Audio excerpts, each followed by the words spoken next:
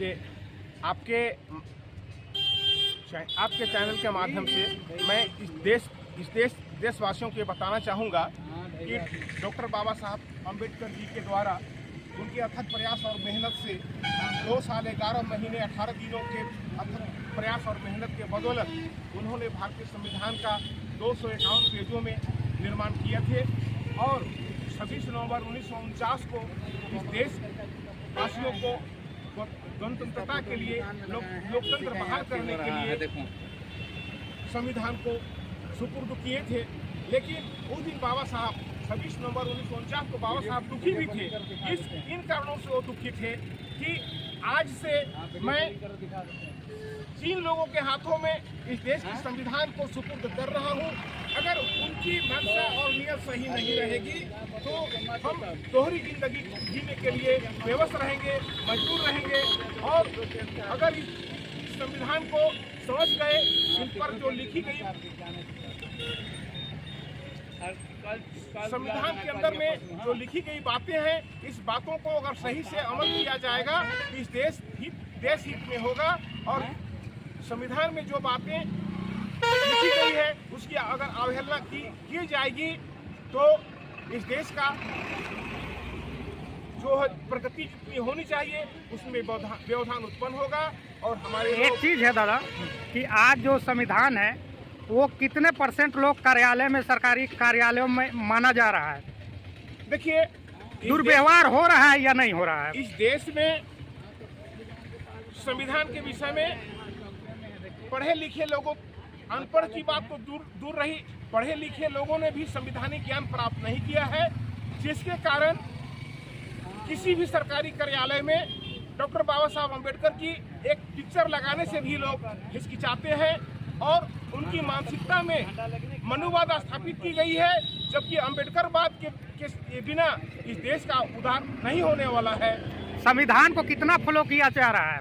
संविधान को फॉलो करने की जहाँ की बात आती है 100% में अगर देखा जाए तो अभी तक 5% भी संविधान की बात को फॉलो नहीं की गई है। क्योंकि मैं देखता हूँ कि जो भी सरकारी पद में बैठे हुए जो लोग हैं, जो भी हमारे MLA और MP चुनकर जाते हैं, उन्होंने संविधान की बात को नहीं, वो अपनी कुर्सी बचाने में लगे रहते हैं और संविधान की अपने पद का दुरुपयोग करते हैं। जो भारतीय संविधान के धारा 5 2011 का उल्लंघन खुलेआम करते हैं, जो हमारे आम जनता को ये पता नहीं रहने के कारण सरकारी कर्मचारी के द्वारा जो अपने पद का दुरुपयोग किया जाता है, इसका विरोध नहीं की जाती है, जिसकी वजह से सरकारी कर्मचारी जो हैं अपने मनमाना करते रहते हैं और खुलेआम धारा 5 2011 का उल्लंघन करते रहते हैं। दादा आप बताइए, संविधान दिवस पे आप क्या कहना चाहते हैं? संविधान दिवस के उपलक्ष्य में आज डॉक्टर भीमराव अम्बेडकर ग्रामीण चेतना समिति की ओर से सभी आए हुए हमारे पदाधिकारी का और सभी आगंतुक का हम अभिनंदन करते हैं, हम स्वागत करते हैं और सबको आज इस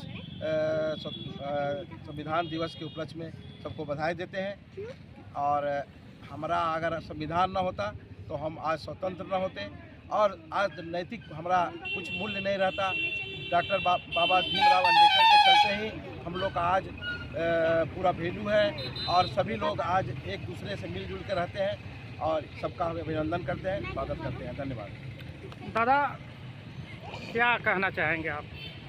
हम यही कहना चाहेंगे कि आज संविधान जो दे के गए हैं डॉक्टर साहब ने हम लोग को, उस संविधान का हिसाब से जो है कि अगर चले तो मेरे पूरे भारत के जनता के लिए ठीक रहेगा, क्योंकि वो पूरा संविधान को काट छाट करके और अपने कानून को लेके चलते हैं, बना के चलते हैं, अपने हिसाब से कानून बनाते हैं। पुराना कानून और पुराना संविधान के हिसाब से चले तो हम लोग सभी वासियों के लिए ठीक रहेगा। बस यही दो शब्द हम लोग। दादा आप क्या कहेंगे? भारत का संविधान बाबा साहब भीमराव अम्बेडकर ने हम लोग को बना के दिया है और ये दुनिया का सबसे बेहतर और सबसे अच्छा संविधान है। संविधान के आधार पर ये दुनिया चलती है। लेकिन कुछ तथाकथित लोगों ने संविधान पर छेड़छाड़ करने का भरसक प्रयास किए हैं और करते हैं। इसका जवाब हम लोग को मिलजुल के विरोध करना चाहिए। संविधान में किसी तरह का छेड़छाड़ न हो ये हम लोग का पूरा सभी यहाँ के नागरिक का दायित्व बनता है। और जो भी इस तरह का बाबा साहब के संविधान में छेड़छाड़ करने का प्रयास करेंगे उन लोग को हम मुंहतोड़ जवाब देंगे और किसी भी हालत में है संविधान को छेड़छाड़ करने नहीं देंगे। दादा ये बताइए कि संविधान को आज कितने परसेंट सरकारी कार्यालय में माना जा रहा है और भ्रष्टाचारी कितना ऊपर चढ़ा हुआ है या कितना लो है, इस पे आप सबसे पहले हम देशवासियों को, पूरे देशवासियों को संविधान दिवस के उपलक्ष्य पर बहुत बहुत बधाई देना चाहेंगे, क्योंकि ये सिर्फ वकीलों का दस्तावेज नहीं है, कानून का दस्तावेज नहीं है, ये हमारा सम्मान है, हमारा अभिमान है, हमारा रीढ़ है, हमारा जान है। अगर ये जिस दिन चला जाएगा शायद हमारा अस्तित्व पर खतरा मंडराना शुरू हो जाएगा। संविधान के रहते हुए भी आज देखते हैं कि बहुत दृढ़ गति से भेदभाव जारी है समाज में, ऑफिस में और हर जगह। आज देश में कई राज्यों में देखने को मिल रहा है कि संविधान के होते हुए भी शादियों में घोड़ी पर चढ़ना मतलब गुनाह के समान है ना। उसके प्रति लोगों का नज़रिया बहुत दूसरा है। आप अगर अच्छा कपड़ा पहन लें तो लोगों का नज़र दूसरे तरह से हो जाता है। अगर आप अच्छा खाना खाते हैं, आप सम्मान से रहते हैं, तो ऐसे लगता है कि लोगों के दिल में वो सांप लौट रहा है ना। तो अगर हम इन सारी चीज़ों को देखते हैं तो संविधान रियली हमें एक जीवन जीने के लिए एक सुरक्षा प्रदान कर रहा है और संविधान के बदौलत ही हमारे सारे अपॉर्चुनिटी ओपन हो रहे हैं। विशेषकर जो वंचित समाज है और महिला हैं, आज महिलाएं चांद पर चली गई और अंतरिक्ष में चली गई। ये सारी चीज़ें सिर्फ और सिर्फ संविधान के बदौलत संभव हो पाए। देश में आज जो दलित और आदिवासी हैं राष्ट्रपति बन पा रहे हैं, वो सिर्फ और सिर्फ संविधान के बदौलत है। अगर संविधान नहीं होता तो ऐसा होना संभव शायद नहीं हो पाता। और इसी के साथ मैं अपने शब्दों को विराम देता हूँ। फिर से एक बार पूरे देशवासियों को संविधान दिवस के उपलक्ष्य पर बहुत बहुत